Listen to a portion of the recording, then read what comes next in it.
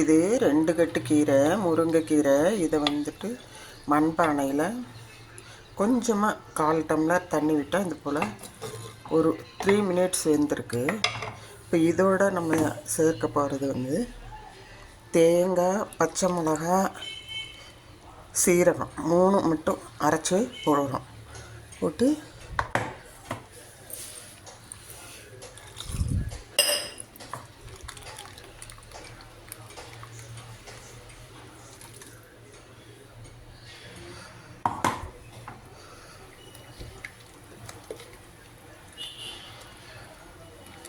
பச்சை மிளகா காரத்துக்கு, சீரகம் நல்லது.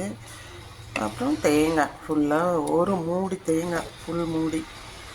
கூட வந்து கொஞ்சமாக பொட்டுக்கடலை, அதாவது ஒரு அரை ஸ்பூன் போட்டாலே போதும், ஒரு திக்கனிங்காக, அவ்வளோதான். இப்போ வந்துட்டு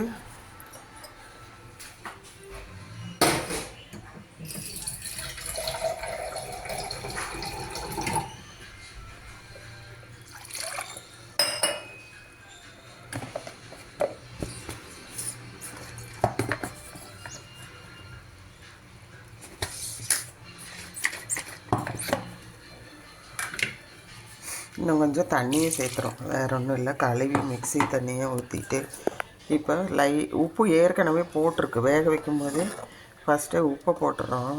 3 மினிட்ஸ் வெந்திருக்கு. இப்போ இது வந்து ஒரு மறுபடியும் 3 மினிட்ஸ் வந்தால் போதும். முருங்கைக்கீரை ரொம்ப வேக வைக்க தேவையில்லை. அதுக்கப்புறம் தாளிப்பு வந்து கடுகு, உளுந்து, ஒரு வெங்காயம் போட்டால் போதும். ஏற்கனவே காரத்துக்கு பச்சை மிளகாய் போட்டதுனால கொஞ்சம் சீரகம் போட்டு தாளித்து இறக்க வேண்டியதுதான்.